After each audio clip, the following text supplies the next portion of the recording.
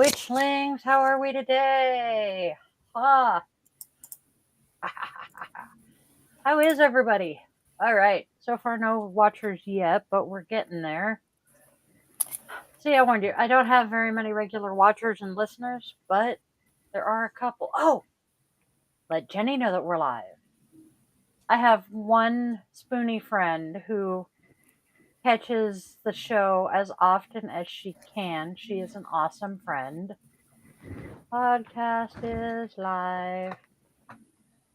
Um, so I'll let her know. And there we go. We are actually doing pretty good today. I have coffee. Always a plus. Yeah, apparently I left it sitting on the warmer while I was gone today, so it's even still warm. So Cool. there are benefits. So I, how I, are I you? pref- I'm doing good. I prefer my caffeine to be green and bubbly, but I get the need for caffeine, believe me. Well, I started taking a weight loss med. It's Fusimia, Okay. and it's got Topamax and Phentermine. And I'm not Okay. sure whether it's which one of the two of them it is, but one of the two of them is making anything with carbonation in it taste absolutely disgusting. Oh, I'm sorry. So I have lost my Dr. Pepper, and I am sad. Yeah. My husband Doc- loves Dr. Pepper, by the way. So he probably would I consider that a fate worse than death. That would be like cruel and yes, unusual torture to not be able to drink it anymore. because Dr. Pepper was my favorite soda. Oh, and to lose my Dr. Pepper, I was so sad. Okay. Oh, hey, look, we have two people joining us now. I'm betting. Yep. All right. So, Oh, did hello, we both everybody. work? Awesome. Yeah. Hi. So, as the hubby says, it took COVID to break his Dr. Pepper addiction. He drank just as much soda, if not more, than I did at times. Yeah, I can't do this with both earbuds in. I got to be able to hear something. So, we have the lovely Cat joining us today, and our very special guest, Jared. Yay! Jared and I Not have sure I'm been that special, but online hi, friends. everybody. Yep. Jared and I have been online friends, as I keep saying, for most of Derek's life. Derek being my youngest child, who is 20 now, and that is very hard to believe. We met back on Bloop Diary. Good God. Which still What? exists. Yeah, was it Bloop then? It was Bloop. Okay, Yes. I know a bunch of us actually started out on Open Diary, and then when people got upset with the Diary Mastery and Steve opened up Bloop, we moved over to Bloop. So I wasn't sure, when I met you exactly in that. We met on Bloop. I had an Open Diary as well, but I didn't meet everybody until I went on to Bloop. And I met you and Marisa and Kapil. And Kapil has been mentioned on my podcast here and my daily draws a million times because I credit him with helping me, get through yoga teacher training with my Sanskrit and a few other things. And I joke that he's the reason that when I refer to my yoga nidra or my yoga classes, that I have to make sure to add the word asana to the end of it because, and you'll appreciate this. God, probably at least a month ago, I posted to Facebook that we were doing Yoga Nidra live on here that Friday night. And he caught that. And I had posted again later, afterwards saying, here I am, I'm back and blah, blah, blah. And he's, oh, you survived. And he was just, being Kapil. Yeah. Oh yeah. And Jenny, Jenny's a sweetheart, but Jenny does not know Kapil. And, she thought, he was just being an ass and did not realize that he is from India and that, it has a completely different meaning over there than it does to us here in the West. Yeah. And so she thought he Well, was just being an ass. And I'm like, no, no, no, no, no, dear. I am willing to bet 10 to 1 that what I said means one thing to us here in the States and something completely different over there. And sure enough, effectively what I had said is that the rapture was going to happen live online in front of everyone. And, and so he was, of course, playing that up in true Kapil fashion. oh yeah. Well, that's the thing people have to understand about Kapil is he has quite the biting sense of humor, Oh, and I yes. know, and like I suspect a lot of people back when we were on Bloop, if they watched Kapil's and my interactions, but didn't realize that we were actually friends, probably thought we didn't like each other. Oh, And the God, reality was is we were just having fun picking at each other. yes. It was all in Oh, good faith. It was all in good spirits and a good jest. But I could see where someone else, not knowing our background, would look at it and go, "Oh my word! These two are just hate each other." And it's like, no, not at all. that's like, and I know you do not take offense to this, but others could easily, the fact that I refer to you and one other very dear friend as my big fat gay witches. Exactly. Daniel, the other big fat gay witch, he was big fat gay Daniel because he was about your size. Mhm. As the husband says, American social media, we are so mean to each other. But Daniel was about, actually, I think he's bigger than you are. And he became big fat gay Daniel because Derek had RSV when he was tiny. He spent my ex husband's and my first Valentine's Day in the hospital with RSV. We honestly did not know if he was going to survive. Oh, geez. Yeah, it was bad. And I don't remember who had a doctor's appointment, but Ash had to work, and one of the other two kids had a doctor's appointment, and we did not want to leave Derek in the hospital alone. So the only person I had at the time that I trusted to sit with him was Daniel. And so Daniel came to sit with him, and the hospital was having a blood drive. And I commented on it, and Daniel's like, yeah, too bad I can't donate. And I'm like, why can't you donate? Duh, gay? Oh, yeah, huh? He was so offended by the fact that I had forgotten he was gay because it was such an Had you? integral part of him. But had He you, or had you just forgotten the rules about men who have sex with men can't donate blood? No, I had forgotten that he was gay. Oh, okay, I it just fair enough. he's just Daniel to me. Okay, And so, who he was dating or not dating at the time just didn't matter. Because that's just me. I don't care that much. But to him it was, part of him. right. And so to prevent that from happening again, our social group started referring to him as Big Fat Gay Daniel. And he loved it. And then later on I met you, and you are also a big fat gay witch like he was, so you just became one of the big fat gay witch friends. Well, let me put it to you this way. I was in one friend's spouse's mind for the longest time. I was her gay witch friend. Where I'd call and say, I'd call and ask to talk to this friend, and if the husband would answer, he'd be like, "Who is this?" And I'd say, "It's Jared," and he's there like, "Who?" And I'm like, her gay witch friend." Oh, hi! Yep. We all have those friends that the name doesn't stick, but there is some attribute that, yep, Yep. yep. Such as, I am at our coffee stand that we frequent all the time. They used to have a cell phone that you could text orders into for certain customers. Um, I used to be lactose intolerant before we went gluten free. So I would get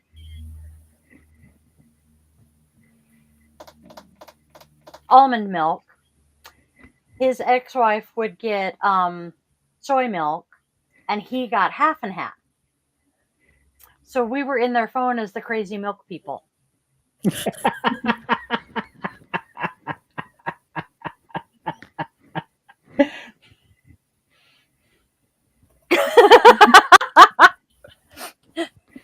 I'm getting messages from the hubby, and he's kind of half paying attention.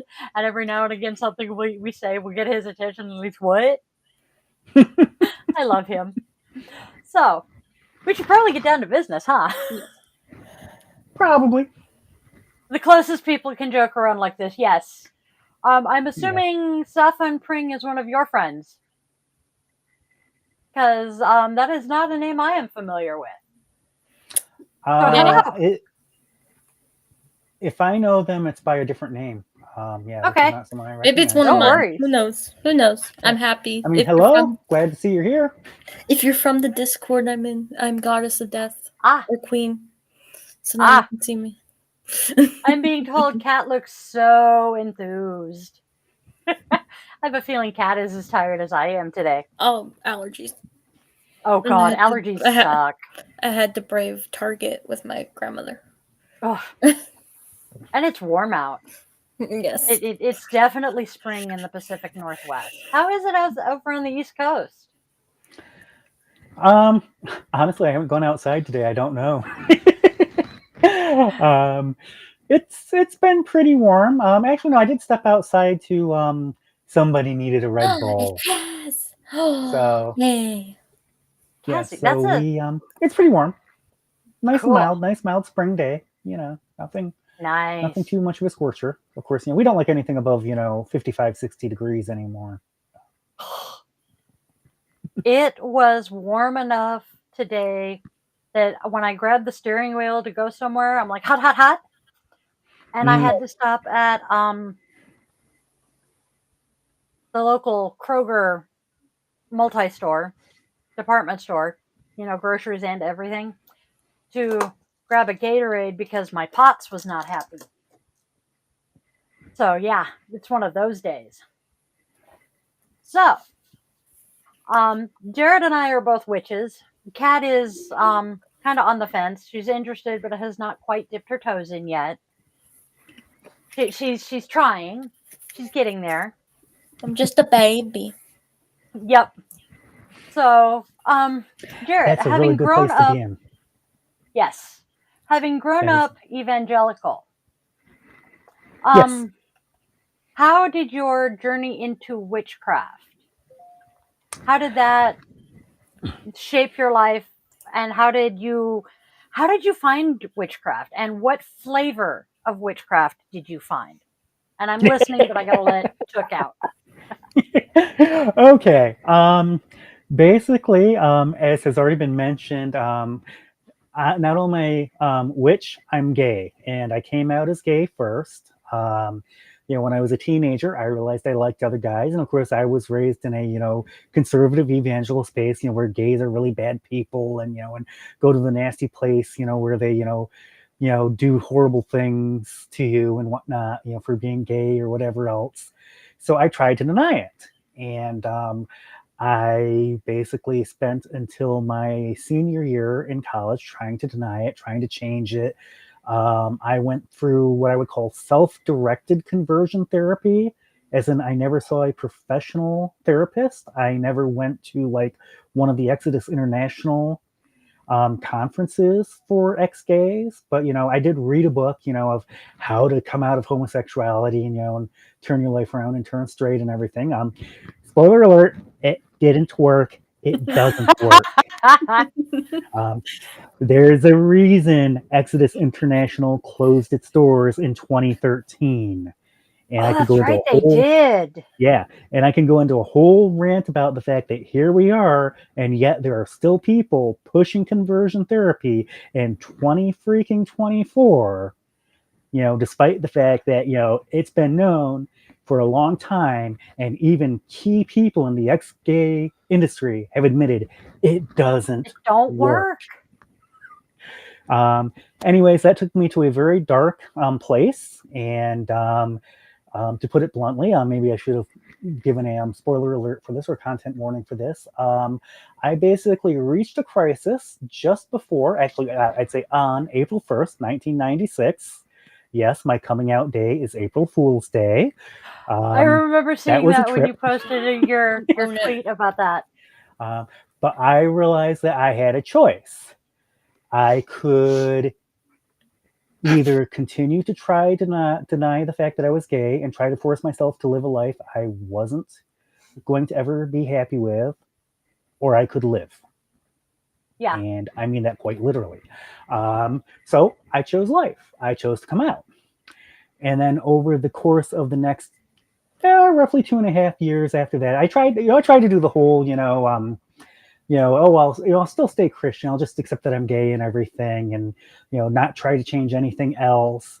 And in that process, I also started making more friends, and because I couldn't really feel like I could rely on my Christian friends at the time for support on emotional issues, especially because I was interested in pursuing romantic relationships, and that's just something that a lot of my Christian friends could not get on board with. So I need to find new friends. And the friends I found were a group. It was actually from my college campus. They were a group that provided computer support for other students on campus. But a lot of them happened to be atheists, agnostics, and pagans, mostly Wiccan. Eric was one exception. We had one guy named Eric who was also a Christian. He was like their token Christian of the group, but he was a cool guy and everything and whatnot. But yeah, so I met them and I got talking to them, and I also met some other pagans and Wiccans and atheists and people from other backgrounds online, and started making friends online because I moved back to rural Pennsylvania after I graduated from college, and I graduated from college the same year I came out. So basically, I came out in April, graduated mid-May, and went back to rural Pennsylvania. Oh, Lord. So I relied a lot.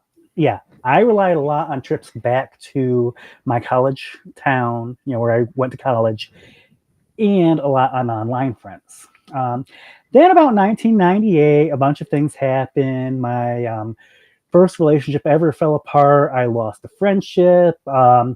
And I also started feeling things about guilt. I wasn't so guilty about being gay anymore, but there were other things. I always joke that at the time I was trying to be the open the Christian branch of the purity culture movement. It's like, yes, it's okay if your partner is gay, but it should still be one partner for life. That you're in a monogamous, committed relationship and you're gonna make it forever. And I failed at that, so I was feeling guilt about that. I was feeling guilt over the relationship because largely the dissolution of the relationship and the other friendship was largely because of things I did. In general, they were in an unhealthy relationship and unhealthy friendship, but I was a huge part of that. And I always like to make that clear, especially if either of them happen to run across this. I don't want them to think that I'm blaming them. They don't talk to me anymore. They have very good reasons not to talk to me. And if either of you listen to this, I love you and I hope you're having a great life. I'm staying out of it because that's what you indicated you wanted, and I still respect that. In fact, I probably respect that more than I did back then. I understand how that goes. Yeah. But yeah, and basically I realized that I was having another crisis, that my upbringing had left me in this state where I could not see myself as a decent and worthy person, worthy of love. The version of Christianity that I was raised in. And again, I'm being very specific with my wording here because I don't believe all versions of Christianity are that way. But the version I was raised in, God loved you in spite of yourself, not because of yourself. Yes. And I realized that if I was going to make it anywhere, I needed to change. And I wasn't quite ready to say, yes, I'm going to change religions. But at the same time, because I had so many friends who were Wiccan and pagan, I asked, one of my friends online who was from Georgia, I asked her, hey, can you recommend a book so I can learn more about what you believe? Because, I've heard a lot of stuff, but I'm starting to realize that, a lot of it's, bull crap that, someone who, was a Christian told me, and, it's like, and so she recommended, of course, Scott Cunningham's famous book, Wicca, a Guide for the Solitary Practitioner. I read that, and for the most part, I fell in love with it. And that's where I realized this is where I needed to start headed. Yes, I am actually. Let's see. You mean this one? One of the first books that was put into my library. Yeah. Okay. Oh, yeah. That's the newer cover too. So that's yeah. I still have the had one to replace a number of my books. Yep. And yeah. I still have the one that's like the purple cover, and I think there's a person on the front of it, and yes, I had that an one illustration too. with that's the copy I still have. It's the only copy I've ever bought. I'd be hard pressed to find it right now. This is, I think, the third copy of this one I've had. Okay. Because my first copy, my ex-husband has, and then another copy I loaned out and never got back. So yes, I have a decent sized pagan library. The top shelf is my yoga books, and then the rest of it is all craft. And that's not counting this library and this. But yeah, Scott Cunningham is one of my favorites. Yeah, I really like him. I don't see eye to eye with him anymore. I've moved on from Wicca. That, but I do. He'll always have that soft spot just because it was through reading his book that my journey really got started. Yes. And I did. I went through a process. I explored a number of traditions. I explored, Wicca, is presented by people like Cunningham and Pat Telesco, and I can't think of some of the other names that were really big back then. Bear in mind this is in the late 90s, early 2000s. Silver Raven. So many of us touched on her books, and I will not rant about her today. We will go off on a rant about her later. Fair enough. From there, I joined the Druid organization Arn Rat Fane, whose initials are ADF, and that's why, to me, ADF will always be the Druid organization, not the Christian hate group that uses the same initials. Yep. From there, I got into Asatru with the Troth, and I really loved, and that's where I really found my home. That's where I, met the Norse gods. I had already been doing runes, so I had known the runes, and that's actually who got me. Is one of my friends I was studying druidry with, actually said it's like, you're not really Celtic. You're enjoying the Irish myth, but I can tell that you have a passion for the Norse stuff. You really got to check out, the Norse stuff and dig deeper into that. So I got into. That's funny. I'm the opposite. Okay. I'm playing. Okay, I say playing, but I am learning the runes. But I am very much. Well, I have a feeling Bridget is tapping me on the shoulder right now. Okay. But I have Celtic blood. I very much have the Celtic blood. So yeah, that's kind of amusing. So I personally, I know you are a follower of Freya. Freya? Yep. Yeah. Yes, Freya. You and Feifei, another mutual friend of ours. They are also a follower of Freya. Yep. So I was gonna be named Freya. That's kind of cool. But my dad's like, let's do Catherine the Great. We as a family, seriously, children, we as a family actually have some family friends. They own a store in the Tacoma area. Mm-hmm. His name is Thor, and many of us just refer to him as Papa Thor. And they are collectively referred to as the Vikings. The name of the store, and yes, I will happily push their store, is the Longship Trading Good, or Longship 2. And they're just a really awesome people. So, I often think of them when people refer to Thor and Freya and the Nordic group. Right. My great aunt, she raised Norwegian fjords. And my mother always was like, can you just name one, with an actual, Norwegian name and not cowboys, and not after cowboys. And then my aunt's like, no. Viking Fest. So like Greta. Oh my god. Very, but because they were very pretty horses, so I grew up around Norwegian fjords. So theistic. What does being a theistic witch mean to you? Okay, I use theistic to make it clear that I believe in deities. I do Okay. believe that deities are real. I do tend to be what's considered a hard polytheist, which means that I'm not one of these people that really believe in the whole all gods are one god and all goddesses are one goddess. I believe that if you're talking to for example, when I'm talking to the goddess Freya, I'm talking to a specific goddess named Freya who is different from, say, Hera or the Morrigan or any of the Yep. others. She's a very specific entity. It's important to me because a lot of my witchcraft is tied up in honoring my deities. The magic is, I would say it's dependent on the deities. It's not the deities give me my magic, but the way I use my magic and the way is honoring the deities and showing a relationship and building a relationship with them. I also tend to see one of the things that I like to say, and I've seen other traditions that have a similar thing, including I've seen this similar ideas coming from the Jewish tradition that, I see myself as in cooperation with um, my deities to continue the creation process. I don't see the creation as a done deal, but we're still building the world, and I'm in cooperation with them to do that. And part of one of the tools I use to do that is my magic. And so yeah, that's my ideas. Is that my particular witchcraft does deal with honoring the gods, working with the gods. And building a relationship and even a dialogue with them about the kind of world that we're collectively trying to build. I What like I'm that. building, they're building, and what people in general are building. So So you that's do not ascribe to the theory of Bob. Let me elaborate on the theory of Bob.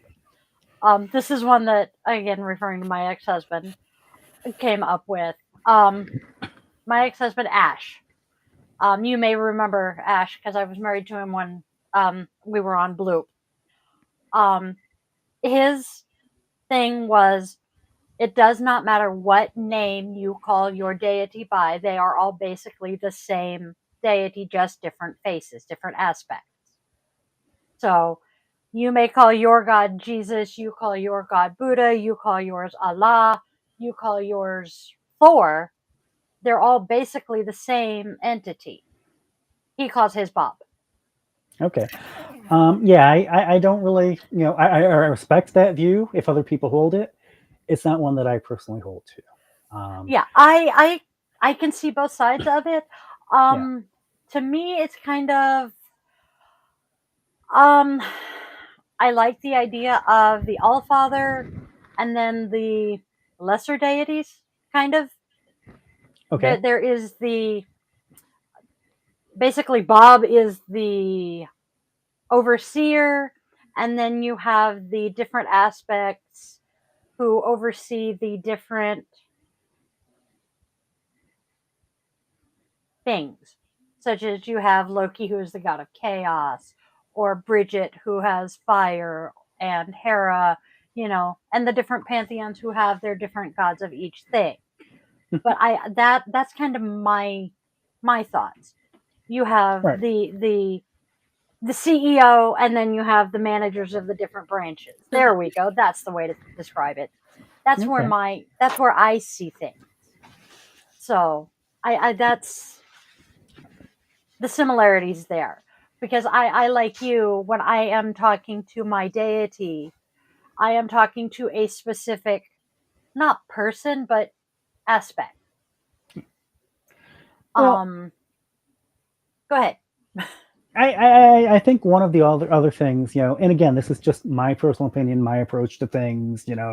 All due respect to anyone who takes things differently. I'm not here to get into which wars about whose theology is right and whose understanding of the deities is right and all of that. This is just mine. But from my perspective too, the uniqueness is important, and one of the problems Hmm. I see with they're all the same is that there gets to be this homogenization, and you lose some of that uniqueness, and you lose some of Yes. those subtle stories. It's like I'm sorry, the myth of the goddess as recorded by Gerald Gardner and the myth of the descent of Inanna. Yes, there are some very broad brush similarities. We lost Cat. She'll be back. Okay, um, but they also both each have their own individual story to tell, Yes. and it's in those details and those subtle differences, because that's the other thing is I'm very strong about myths and understanding meanings, and I believe myths can have multiple meanings too, by the way. For example, I have a couple of different readings of the Binding of Fenrir. I have Ooh. I have the one version that I have the one telling that I tell, which focuses on Tyr's sacrifice of his hand. He puts his hand in the wolf's mouth, and makes a promise he knows he's going to break, and he knows he's going to lose his hand, Yep. but because that's what's needed to save the world, he makes that sacrifice. And to Yep. me, that's a story expressing that sometimes seeking justice and doing the right thing does involve sacrifice. Yes. On the flip side, I have a different telling of that same myth where I am a staunch believer that the Aesir, the Norse gods, did that poor doggy wrong. Oh yeah. What they did to him was not right. Yep. And I can hold both those understandings of myth in my mind at the same time. Oh And yeah. that's the kind of thing that I think that and that's the kind of thing that exploring those meanings of the myths kind of gets lost sometimes. When you just oh yeah, they're all the same, and I have the same issue with comparative mythology. Not that I think that comparative mythology is totally worthless, but at some point you have to appreciate the uniqueness of each story, and each Yep. personality, and each portrayal. I have my daily goddess, and Okay. this is a deck of cards, and with this deck of cards, it comes with a small book, but there's also a book on my Kindle. Oh. And the one thing that sucks is the Kindle does not have all of the goddesses that are on the cards. But the Oh. awesome thing about the cards is it covers multiple pantheons, such as Mm. Aditi is Hindu. She was today's goddess. Um, Ain, who is Gaelic. Allah, who is from Africa, Japanese. So, it covers, and then, the Roman. And so I love the fact that we go through the cards, and some days I will specifically pick a goddess, such as, 2nd of February, I very deliberately chose Bridget. Come on. But some days I will specifically pick a goddess. Other days I will just let the goddess pick me. And I discuss the different aspects of the goddess. And there are days such as Aphrodite, it will say she is the Roman or the Greek aspect of this, blah, blah. And you know, and as you said, if we say they are all the same, you lose that specificity, specificity, brain's not firing on all syllables, that goes with that story. And there is always something to be learned from that mythology. And so that's why I agree with Absolutely. you. We cannot just lump everybody in as being all the same. Right. Now, on the flip So, side, when we go ahead. yeah, on the flip side, and this is where I show my Gemini nature and the fact that I have more double signs in my astral chart than any one person has the right to have. Just to give you an idea, my sun sign is Gemini, my moon sign is Pisces, and my rising sign is Libra. Oh, good Lord. Yeah. All You're three just full of major signs conflict. are a double sign, and there are other signs. I know. I actually told my friend Shar, who used to run a shop here in Rochester, witch shop here in Rochester. I actually ran down all the signs in my chart, and she just looked at me and said, "Good grief, you're a party all by yourself." I remember you talking about Shar. That is Yeah. a, I'm horrible with names, but that one actually rings a bell. Yeah. I am actually Cap Rising Libra for both of the other two major, Okay. which apparently is not normal. It's not normal to have the same sign for two of the. Yeah. So, how do you balance your paganism with the other aspects of your life, such as your work and your relationships? You are a married man. Yes. Fortunately, my husband is witchy himself, so That which helps. that that was a very surprise. It was just a happy surprise. I honestly I figured I was going to end up with a Christian, maybe an atheist, and when I met my husband Joe, and he turned out, yeah, I'm interested in that stuff too. I'm like, cool. Fucking A, So man. yeah, Yes. we were actually members of the same coven here. There was a small eclectic coven, which I actually helped found before I met Nice. Joe, years before I met Joe, and he ended up joining us. We did eventually leave it because we realized that our spiritual paths were, leading us in a different direction than what the coven really wanted to go in. And it was sad. I actually found out later that that coven did eventually dissolve due to health issues of one of the remaining members, and Oof. yeah, so it was That kind of sad. sucks. It's always sad to see something that, you put your energy into and even helped found, disappear. But, Yep. um, of course, the other thing I found interesting is they actually, while I was a member, we didn't get a lot of interest from potential new members. We got someone interested every now and then. And it seemed like after Joe and I left, they exploded. They had all kinds of people interested. So in that sense, Doesn't it figure? in that sense, I honestly feel like, maybe, at least I might have been holding them back a little bit, I and know that that I need to feeling. leave so that they could become what they needed to become even, it's like, so our paths were truly, truly diverging, and we both needed the separation, both them and us needed that separation so that we could, each follow our own paths and do what we need to do. So, but yeah, like I said, unfortunately it did eventually fade because, they I'm just back. couldn't. And welcome back, Kat. Yeah, so that was kind of, interesting. But yeah, so my husband is is at least interested. It's his deities have been a little bit quiet lately, so, and we're not sure why that is. I have a few guesses which I won't go into, but That's your you story to know tell. Yep. yep, exactly.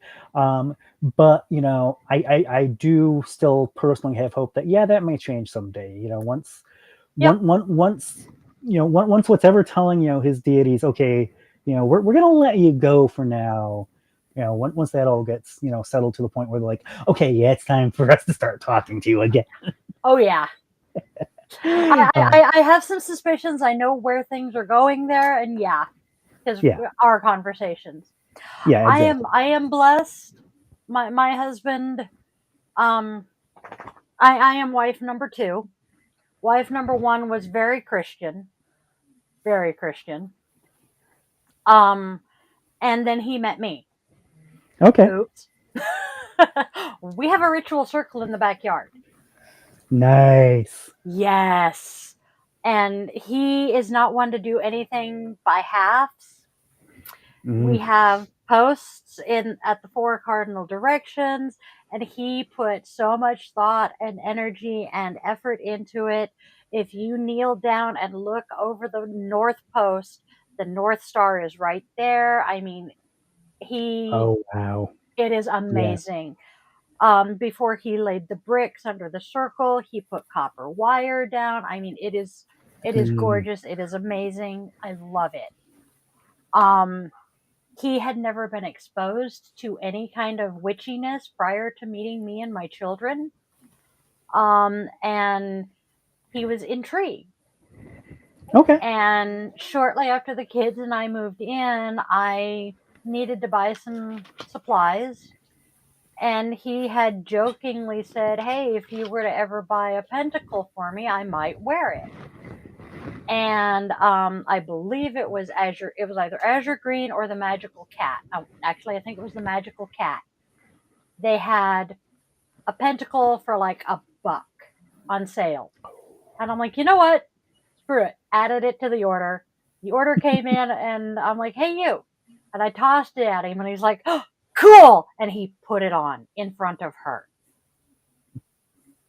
Oops. She never Mm. forgave me for that because she had been trying to get him to go to church with her for years, and he wouldn't because he just organized religion was not his thing. Yeah. And the more he learned about my religion and my spirituality, it more aligned with what he believed. His grandfather was, or someone in his family was native, had native blood, and had been teaching him some of that, and it had resonated with him, and he remembered that. And what I was bringing into the house kind of went along with what he remembered, and lo and behold, here we are. So I'm in a lot the same boat with you. I lucked into it, Yeah. and the husband before, his dad's Cherokee medicine man, tribal Okay. elder. Okay. So I have been very lucky. Definitely. Yeah. Um, in your experience, and oh, do we both have some serious experience here? What misconceptions do you believe people often have about witchcraft, and how do you go about addressing them? Oh, geez. Where do I start? Yeah, do you usually are you more often the type to go about addressing them with kid gloves or a clue by four? Um, Honestly, anymore, I tend to ignore a lot of that. I mean, unless they're directing it directly at me. I'm not, I'm glad to share my knowledge. I'm glad to share my experience, but I do not anymore see it as my job to educate the world and set the record straight on every little thing. So I don't spend a lot of time doing it. Sometimes I'll be honest with you, I tend to more watch what's going on about within the pagan and witch community online. Hmm. Like for example, I don't know, did were you at all aware of the whole rumor about the witches of TikTok Oh my cursing? god, are you reading my mind? I literally Me just thought too. about witch talk hexing the moon. Yeah. That's where you were going, wasn't it? I remember reading that, and it's really interesting because I appreciate that a associate that I know, I guess I'd say acquaintance I know her online. Her name is Frankie. She also goes by the name the Chaotic Witch Ant. Oh my god, I was just watching her video about that the other day. Yes. Okay. So you She's know a exactly what I'm sweetheart. talking about. Oh, absolutely. She And veils, she's got. yeah, Yes. Yeah, I yeah. just within the last week subscribed to her YouTube. Yeah. And you Yes. said you actually watched her video about the She witches of was TikTok talking hexing about the moon. having participated in that whole debacle. Yes. Yeah. Um, but I mentioned her because I left it on the comment because I appreciated her video because I remember when this all happened. I heard about I heard the rumors and it's like, why would anyone even do that? What's even the purpose? And So, Yeah. and for and, those and who, like me, don't know what's going on, can you do like a little summary? Okay. personally, so basically, this was 3 4 years ago now, maybe. I Right, forgot how right long ago. before the pandemic started. Right. So 4 or 5 years ago then, because the pandemic started in 2020. Yep, Um, this was late 19, early 20, yeah, because AJ was still manager at Torrid. yeah. So there was this rumor that went around that TikTokers, witch talk, TikTok, witches of TikTok, hexed the moon, and it and this rumor created this whole furor. I mean, just everybody got up in arms and yelling, "Oh, the gods are going to be so angry, and they're going to punish all of mankind." And the pandemic was, it is relevant to this because, there were dire predictions that the gods were going to make the pandemic even worse as Yep, punishment for these yep, witches, yep. cursing, hexing the moon and everything and whatnot. And I like it. Chaotic Witch Ant was actually all a part of that, and got in on the He whole, was. making a big fuss about this. And the thing I like about and I appreciate about is when Frankie did her video, like I think it was about a month ago, she made that video. Hasn't Something been too like long that. ago. I Yeah, literally just stumbled on it this week. yeah. And basically she said, we really should have done our research, because this turns out this was almost likely a rumor with no Yep. substantiation. They Yep. can't find anyone. Well, there are a few people who have come forward and claimed that they were the ones that hexed the moon, but at this point it's like, okay, were you really, or are you just trying to get the public attention now, Get the after views, get the blew up? clicks. Yeah. And in fact, and Frankie goes into it, and I highly recommend, and maybe Di, you can include this in a Yeah, show note actually, somewhere, is while a I'm link to thinking about it, I Frankie's may video. still have her video up on a tab. Yeah. But Let's see. but yeah, Mhm. and everything, and basically, it was rumor, and of course, I think it was, it looks like the rumor might have been started by the witches of Reddit, but the witches of TikTok That's doesn't know my it's the witches of understanding. The Reddit that witches of did Reddit this. were in on starting the rumor. Yeah. And and so there was this point, no, it was you who did it, no, it was you who did it. And it's like, and as near as anyone can tell, it looks like nobody actually did it. Somebody just started a rumor, and it Yep. snowballed, and people lost their mind over it. And Yeah. Oh, it was hilarious. yeah, so I remember it. I was working at Torrid, and the manager at the time was also a witch, and I had not yet delved into witch talk yet. And they and I were talking about um witch talk, and AJ asked me if I had gotten into witch talk yet, and I straight up said no, I have not. And AJ's like, don't, just stay away from it, because they're now deciding that they're going to try to hex the moon. And I'm like, they're doing what? Oh yeah. And I'm just, what? Huh? Did they not realize that that AJ? Yeah. So Sorry, yes, what comes to my mind is like, we are going to steal the moon. yes. Actually, AJ and I made that joke too. Did you ever work with AJ, or did you come in after AJ left? She came in for inventory. That's right. So yeah, you can see AJ and I making that joke. Mhm. But yes, it did. Oh my word, it was something, I tell you. Okay, there we go. Oh, whoops. That was not where I wanted to put that. All right. But yes, it was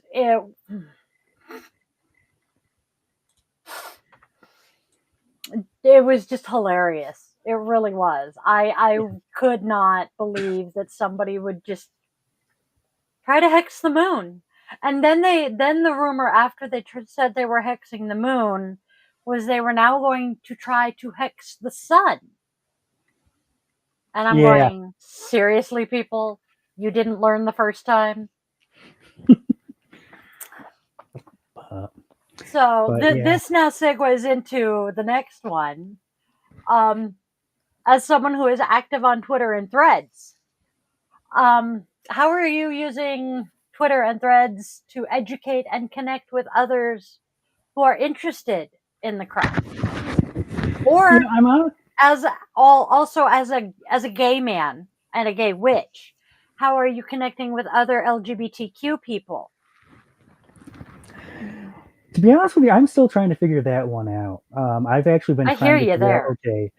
okay, because part of it is I'm trying to figure out my voice and what I have to say, what I want to say, what I have to say, what people want to hear.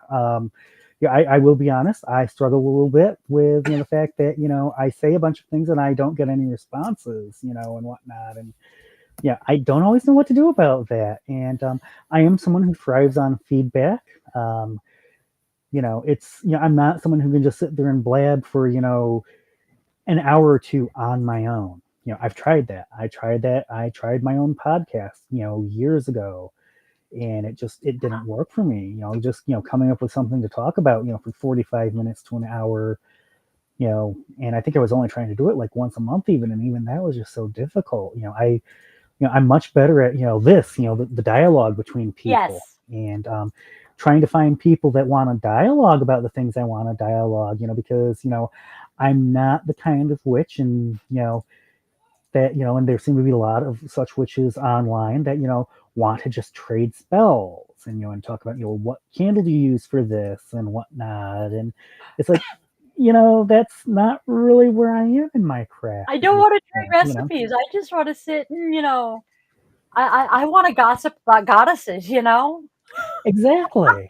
I want to, and I'm also, very interested in the theological side. Oh I'm yeah. actually, I'm actually considering writing a book someday. I realize that I need to do a little bit more studying of what other people have said about pagan theology, but pagan theology versus Christian theology. And because one of the things, one of the other groups that I spend a lot of time with is deconstruction groups, people who are Yep. leaving, their religion. And of course, most people deconstructing are leaving Christianity, and specifically, white evangelical Christianity. And Yep. I say white because there are some important differences between evangelical Christianity as, practiced by, majority white Christians, and then what's practiced in black churches that also consider themselves evangelical. Holy The rollers. biggest, Yeah. yeah, the biggest one being that black churches that are evangelical are all about liberation. They Yes. focus so much on liberation, and that's something that a lot of white evangelical churches don't really want to talk about. And well, that could have something to do with the fact that a lot of them were pro-slavery back in the 1800s, Yep. so and then they really weren't happy about that whole end to segregation, and Yep. so but these were topics that drove the black church, and was really, so I do like to make that distinction too. Yep. um but Um, I referring back to some of our mutuals from Bloop. I'm trying to remember Shell's name on Bloop, but Shell and Mal. okay, Um, I think you knew Shell. it's Um, entirely possible. ah, oh, her name keeps zipping through my head, but it won't slow down enough for me to catch it. But Shell they are black. Okay. They were here in Seattle. I met them through Feifei. So Okay. that's why I'm pretty sure you know who they are. Yeah, I seem to vaguely remember a connection there. So Yeah. Um, they are also witchy types. right. And you talking about this brings Mal to mind, because Mal is one of those, how can you be black and Christian when the white man came and ripped you away from your homeland, drug you to this country, forced his religion on you, and Now you are still practicing that religion. How can you do that? When, this is an option for you. And, having heard Mal say that so many times, I'm like, she got a point. And it's one of those places where me being, pasty white girl, I can't really speak much to it myself, but I can say it really does make good sense. Yeah, I Jikara, Jicara is one of the names she has gone by online. okay, that does ring a bell. That name does ring That's a bell. Shell. Yes. Okay. Um, yeah, But yeah, and I will say, I totally see Shell's point. Um, on the flip side, I am friends with Black Christians like Trey Ferguson, who has a wonderful book out called Theologizing Bigger. okay. And then Robert Monson, I believe is Robert's last name, who, and they're both Black men, and they are devout Christians and Christian theologians, no less. And it's like, so I see both of you, and it's like, okay, I'm a white guy, I'm staying out of this. Yeah. It's like, you want to take Shell's position, I respect that. You want to take Robert and Trey's position, I respect that too. I'm a white guy, I'm staying out of it. Yes. But there's also Martin Luther King Jr., another Oh, very, absolutely. very famous. And Warren's going to kick my ass because I can't remember his name. He is currently the pastor of Martin Luther King's church, and he is a freaking congressman. I can see his face, but his name will not come to me. He's a skinny ass black guy. He's the freaking congressman. Yeah, I couldn't tell you. Hold on. Is he on MSNBC a lot? Yes, he is. Is it Al? No, it's not Reverend Al. It's not Rev. Okay. Yeah. Look. Okay, for some time, let's.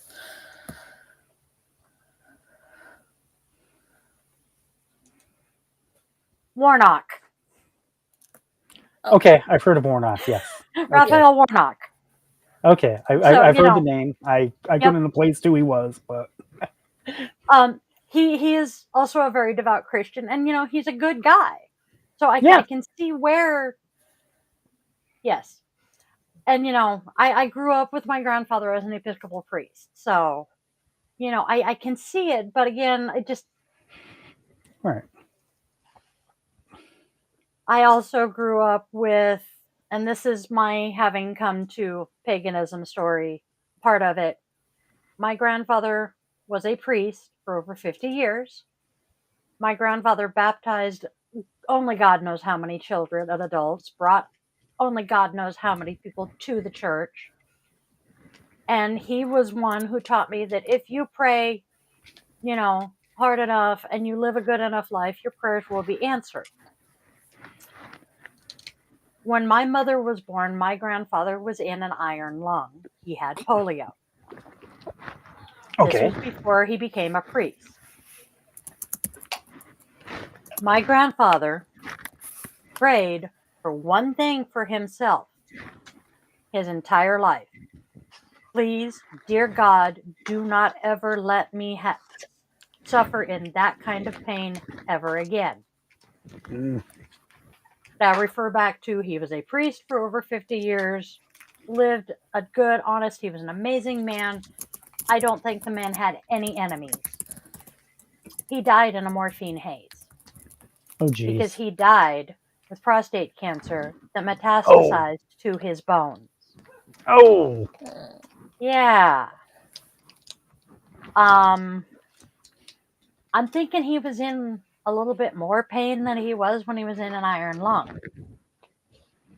What kind of God would do that? Yeah. And, the next person who looks at me and says God had a purpose for that, I will punch them in the face. Because what purpose? What lesson did he need to learn from that? So, that kind of sealed the deal for me fully turning my back to the Christian God and fully pursuing the pagan faith. Yeah, and you see that's my thing. I don't have I don't have to, in my opinion at least, I don't have to struggle with the problem of evil, because to me the answer is very simple. My gods aren't all powerful. They don't control everything. I just got It's warned about, not threatening violence. Oops. uh, yeah, but Let's see, yeah, what else? How do I you think incorporate because for mindfulness? time, because I gotta go in like 20 minutes, Yep. let's do one more question. Okay, let's So, see. Oh, you know what? Let's wrap this up with this one then. What do you see as the future of paganism, witchcraft, and our spirituality, especially in the digital age?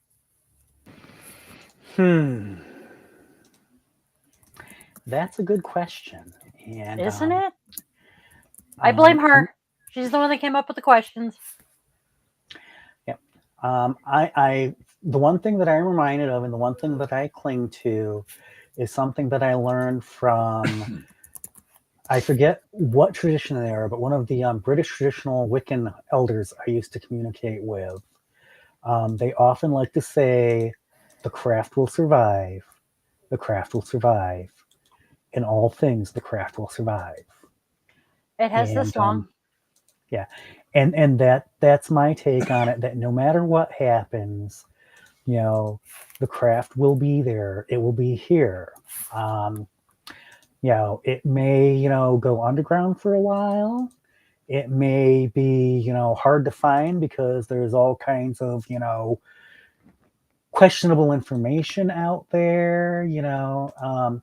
I know I seem to recall reading indications that apparently there are books out there being written about witchcraft by people who aren't actually witches, and that's been uncovered that none of the big names that but they're just books out there, learn witchcraft, they're small books and everything, and it's like, and you find out it's like, yeah, this person was just paid to write the book. They don't really have any background expertise or experience in it. So you have things like that. You'll have some of the what in my opinion are the silly things on like TikTok, that will distract some Yeah. people. But I believe that there will always be that core of people that will always seek something deeper and more meaningful, and they will keep things alive I tend moving to agree forward. with you. Now, having said that, I'm also not too harsh on the people who get sidetracked by the silly things, because that may be what they're looking for, and that's valid. It The goes back to this fluffy whole idea bunnies. that, pardon? The fluffy bunnies. Yeah, yeah. What's often referred to as the fluffy bunnies. It's like what? Let them do their thing. Let them do their thing if that's what makes them happy.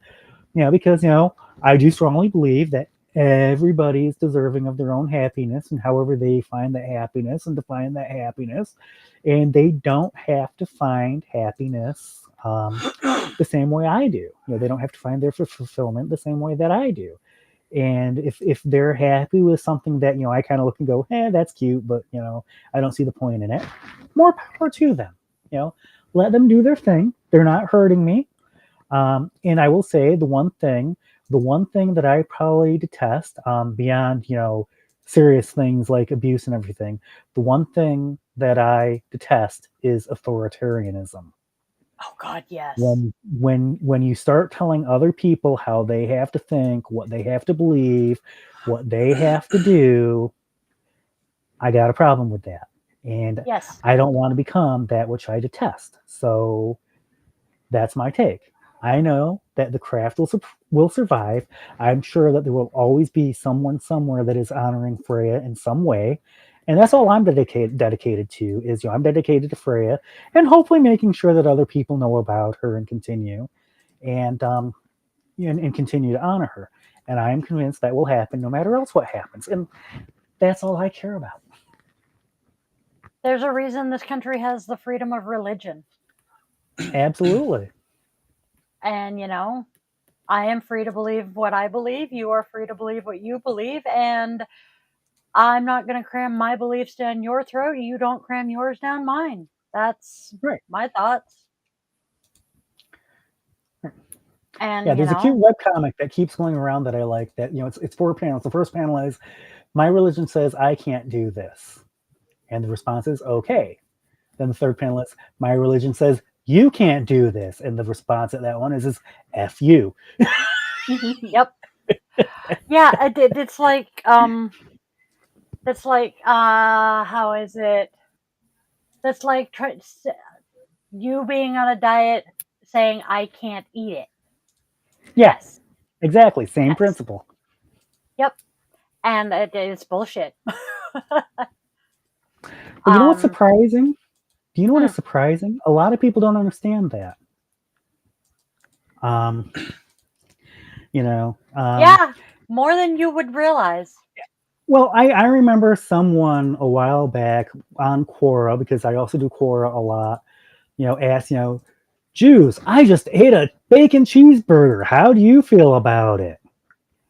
Did you enjoy it? And and one of my Jewish friends said, "I could make a list of 1,000 things that I actually care about, and you eating a bacon cheeseburger would not show up on that list. Not even Yeah. close. I could write another 1,000, and it still wouldn't show up on that list either."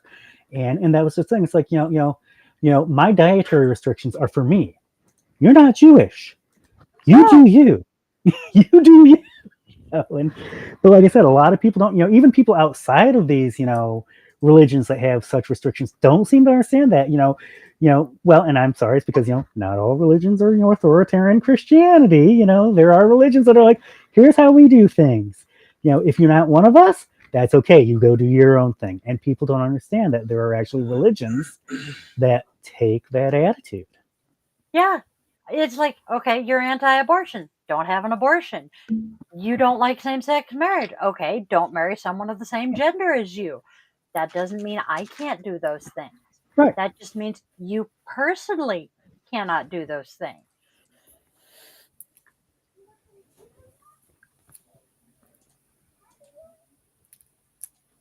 I love individual persons, people as a whole. So I yeah, get it. I get it. It's I would love to sit down and talk with you again about the deconstructionism, because whereas sure. my faith as a child was not, evangelical, I am still semi proud to claim the Episcopal Church as my religion when I have to claim a Christian church, because the Episcopal Church is one of the more progressive faiths. Hey, we were Yes. one of the first to have an out gay bishop. Yep. God did that create a Yep. hell of a lot of furor in the United Oh, States. I was there watching as an outsider. I remember how the global South wanted to kick out the Episcopal Church from the worldwide Anglican Yep, communion over that, and yep, and how yep, certain bishops tried to leave the Episcopal Church and steal the silver on the way out, and yep, all the kerfluffles that cost. And yep, I also remember the reporting on it about how much of that was motivated and planned by the IRD, which I forget what IRD stands for, but it's a conservative religious think tank yep. that basically from the reports I saw, infiltrated the Episcopal Church just to create that schism, or at least help it along. Yes. And the Episcopal So yeah. Church also, back in the mid 80s, was the Oregon Diocese was one of the first dioceses to have a woman priest. Linda Mm, was one of my favorite people. She was sweet. She was amazing. I have no idea where she is today. I don't even know if she's still alive, because I mean, she was in her 30s, 40s when I was 5, 6, 7. But, yeah. I remember the scandal that was. So, I am rather proud of the Episcopal Church. But yeah. So that's what I grew up in. But I know you, having grown up evangelical, I have a good friend from high school who grew up as a Jehovah's Witness. That poor man. He straight up says he grew up in a cult. Um, my high school, you were either Mexican, Russian, or Mormon. Mm, Or Jehovah's Witness, apparently. Because, I mean, yeah. Justin was there too. So, religions fascinate me and always have. Oh yeah. And then, as you said, you tried to pray away the gay effectively. Yep. I don't know if you're familiar with him, but Manny MUA, that's his YouTube name. He's a makeup artist. No, not He familiar with him. is he is gay. He's based in San Diego, and I believe he also grew up. I'm trying to remember if he's Mormon or Catholic. Either way, when he first started realizing he was gay, he literally tried to pray away the gay. Yeah. And it took him and his family a while to come to terms with him being gay. And he really did try conversion therapy. So as you were talking about that, he came to mind. So, a lot of this, and being a member of the Rainbow Mafia myself, these are all things that are near and dear to my heart, and how it all plays into religion, or religion plays into it. And having been part of a polyamorous family, Mm, so much of this is just seeing how it all interweaves with the religion and the relationships and the sexuality and the gender. I have my soul sister who is trans, and all of this. And just seeing how it all just, you can't separate it. Especially for some yeah. people, because, okay, my sister, she is trans, she is pagan, she grew up Buddhist, and exactly, religion is fine until it's forced upon you. I loathe these parents Mine. who force their children to go to church. Hi, Yes. Mom. Mm-hmm. Well, here's the thing. She wanted me to go to church so that she can prove that she was poor so they can give her money. Yeah. My mom's brother-in-law, his first time visiting my grandparents, he knew Grandpa was a priest. And they were asleep on the floor Sunday morning in like the living room or something. And my grandmother came in and kind of nudged him. Hey, we're on our way to go to church. You guys can sleep in if you want to, or you can go to church with us. And my uncle's like, I don't have to go. No, you can go if you want to. My uncle had been a part of a family where they went to church 3 days a week, twice on Sunday, and if you did not go, obviously you were going to hell. Oh wow. Yeah. Apparently that family's still like that, but so he expected Mm, this. But so many families, it just, you can't separate any part of this from them because it's mm. just such an integral part of them. So I would love to have you come back and discuss, more about religion and sexuality too. Not I just would love to witchcraft. do that. I would love to do Cool. that. Sure. Well, I am being told we need to wrap up because we're an hour past puppy dinner time. Oh They'll live, but they're bugging dad, so he's sending them in to yeah. harass mom. I'm the one that usually takes care of the puppies because he has long COVID and it wears him Oh. out very much so. Oh. Yeah, so. Oh. Yeah. I hear that's And the rough. boys are both, the youngest is on vacation, went down to visit the cousins, and the oldest is at work. So it's just mom and dad today. Okay. Where's Derek? Oops. He went to Eugene. I knew that was going to happen. No. Sorry. My dad. Damn it. You could take me. I'm not working. I'm broke. So I will see everyone later. For those of you watching, we have today's Thursday, tomorrow is Friday. guided meditation and or yoga nidra asana. Thank you, Kapil. Will be happening tomorrow at 8 o'clock p.m. Pacific time because I am in Seattle. Daily draw, 1:30 my time in the afternoon. We do 3 tarot cards, 3 oracle cards, 1 rune, a goddess, and then I have a namaste and a self-compassion action. And then we round out the day with a quote from Mr. Rogers. It's always a lot of fun. And then Vanna and another girlfriend are usually in the comments, throwing shit at me. Lots of geeky references. This week we've had Monty Python and the Holy Grail references, regularly Doctor Who references, Harry Potter references, although those are usually kept to a minimum because Joe Rowling can go die in a fire. So yeah. Oh no, it's not a food bowl. Their dinner is they get wet food on a plate, and the one who is likely to bring the plate is the little guy. And yeah. He's doing better. But he will pick up his plate and carry it and dump food. It's hilarious. He can't because he has the cone. No, he's out of the cone. Oh yay!